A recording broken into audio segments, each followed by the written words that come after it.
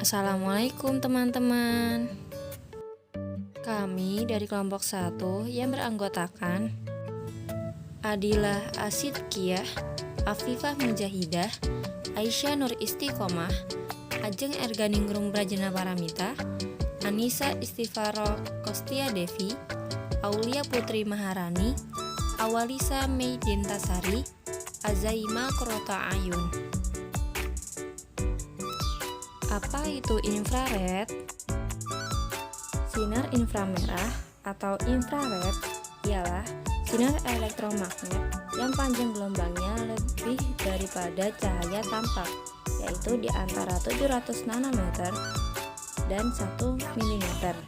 Panjang gelombang cahaya inframerah akan tidak tampak oleh mata, namun radiasi panas yang ditimbulkan dapat dirasakan atau dideteksi.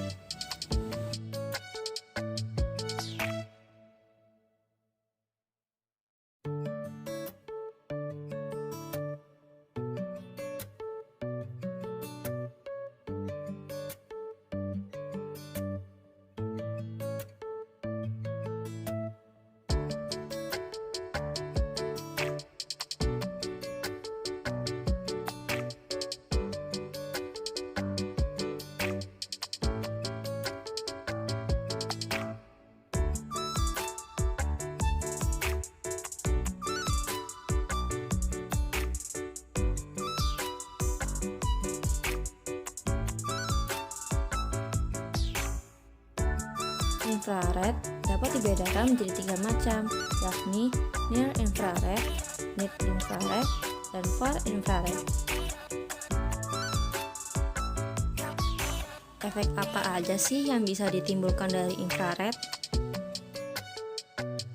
Yang pertama ada efek fisiologis. Dari panas yang dihasilkan mengakibatkan peningkatan secara umum dan aktivitas sel dan aliran darah, penurunan nyeri, dan terjadi penurunan pada metabolisme seperti bradikinin dan histamin. Yang kedua ada efek terapeutis, memberikan efek panas atau hangat ketika terkena kulit dari hasil panas yang dipancarkan, terbukti dapat meningkatkan ekstensibilitas jaringan, relaksasi otot, meningkatkan suplai darah, membuang hasil metabolisme, menambah LGS, mengurangi rasa nyeri, dan menyembuhkan jaringan lunak. Yang ketiga, efek samping yang dapat terjadi.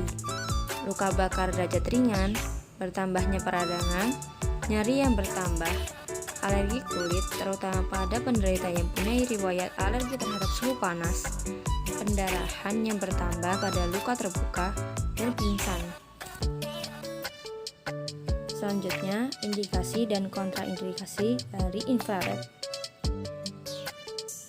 Indikasi infrared. Yang pertama, ada nyeri otot, sendi dan jaringan lunak sekitar sendi. Misal, nyeri punggung bawah, nyeri leher, nyeri punggung atas, nyeri sendi tangan, sendi lutut, dan sebagainya. Yang kedua, ada kekakuan sendi atau keterbatasan gerak sendi karena berbagai sebab. Yang ketiga, ketegangan otot atau spasma otot. Yang keempat, peradangan kronik yang disertai dengan pembengkakan. Yang kelima, kondisi setelah peradangan subakut seperti sprain, muscle strain, dan contusion.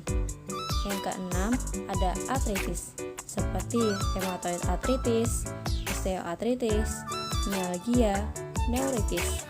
Yang ketujuh, gangguan sirkulasi darah seperti thrombophlebitis, Raynaud disease.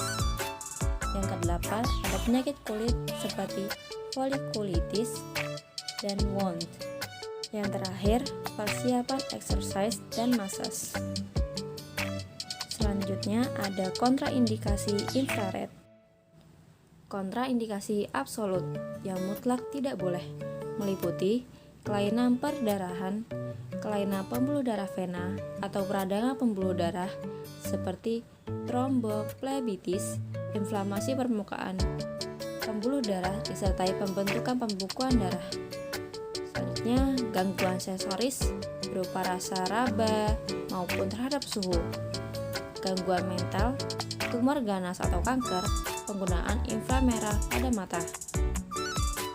kontraindikasi relatif, boleh diberikan tetapi dengan pengawasan ketat dari dokter ataupun terapis yang memberikan, meliputi trauma atau peradangan akut, kehamilan, gangguan sirkulasi darah, gangguan regulasi suhu tubuh, bengkak atau edema, kelainan jantung, adanya metal di dalam tubuh, luka terbuka pada kulit yang sudah diolesi obat-obatan topikal atau obat gosok, kerusakan saraf.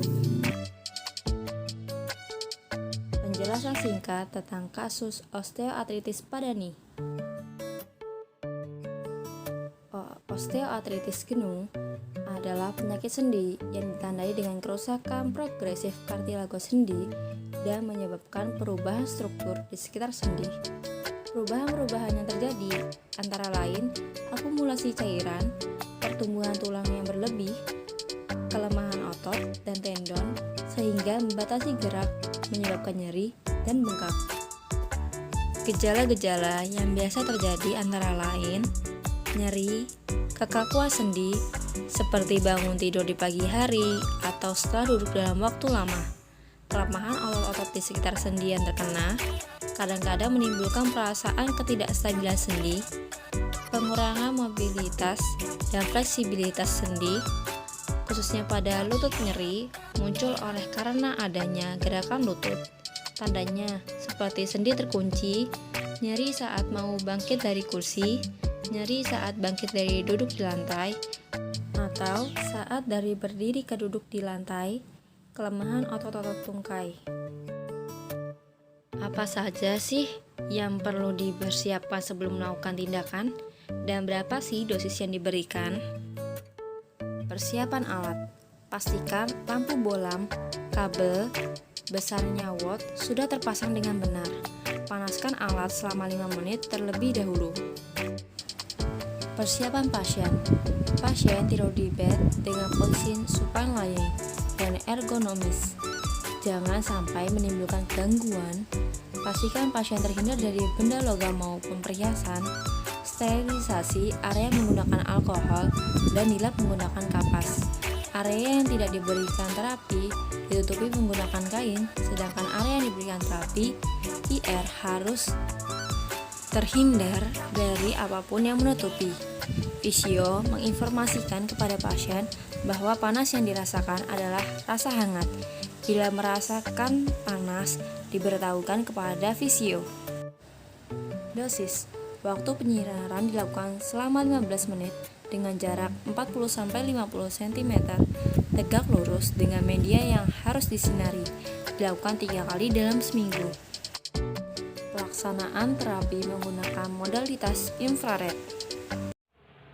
Selamat siang Ibu, perkenalkan nama saya Azaima, fisioterapi yang akan menangani Ibu pada siang hari ini. Kalau boleh tahu sebelumnya nama Ibu siapa ya? Nama saya Aisyah, Mbak. Usianya? Saya 63 tahun. Untuk pekerjaannya Ibu kalau boleh tahu? Saya biasanya sehari-hari cuma ibu rumah tangga saja, Mbak. Kalau boleh tahu, Ibu datang ke fisioterapi itu apa yang dikeluhkan? Lutut saya bagian kiri ini nyeri itu, Mbak. Nyerinya itu menjalar apa cuma di lutut itu aja, Bu? Menjalar, Mbak, sampai bawah, sampai pergelangan kaki. Kalau boleh tahu, Bu, rasa sakitnya itu gimana, Bu? Sakit banget atau biasa aja, Bu, itu sakitnya? Sakit banget itu, Mbak. Waktu sakit itu biasanya yang bikin tambah sakit itu biasanya karena apa, Bu? Kalau saya berjalan, habis itu kalau buat berdiri agak lama itu mesti sakitnya nambah, Mbak. Kalau untuk memperingan rasa sakitnya, Bu, itu biasanya dikasih apa atau? Biasanya saya kasih balsam, tapi kalau misal masih sakit, saya buat istirahat, nanti sakitnya agak mereda, Mbak. Sebelumnya Ibu, apakah Ibu pernah jatuh atau ada kecelakaan gitu, Bu? Pernah, Mbak. Pernah jatuh? Iya, pernah. Untuk kronologinya waktu jatuh itu gimana, Bu? Kok bisa sampai jatuh?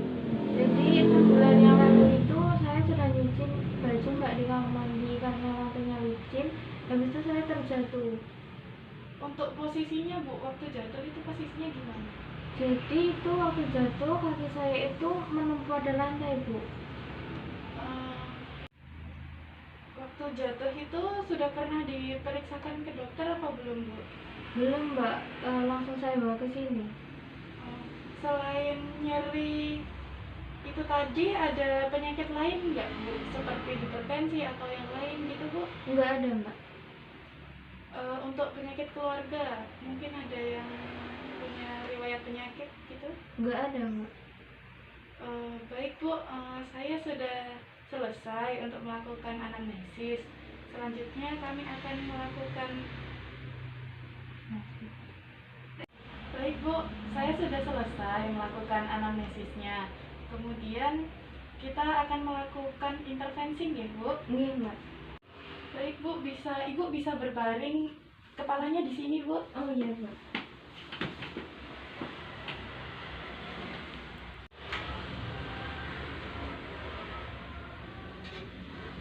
Maaf ya Bu, sebelumnya saya angkat ininya. Iya.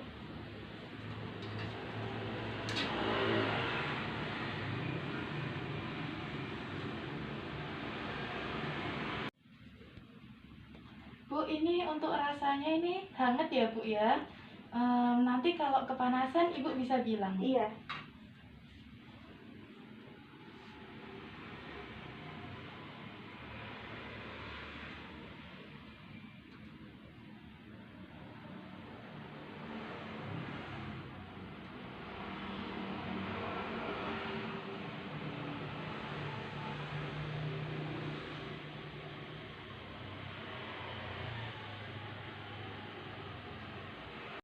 Baik Ibu, ini saya sudah selesai melakukan intervensinya.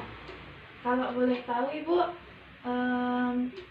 nyerinya tadi setelah saya lakukan intervensi itu sudah berkurang atau malah bertambah Bu? Oh, sudah agak mendingan Mbak. Baik Bu, semoga lekas sembuh ya Bu. Iya Mbak, terima kasih. Iya, sama-sama. Sekian dan terima kasih. Wassalamualaikum warahmatullahi wabarakatuh.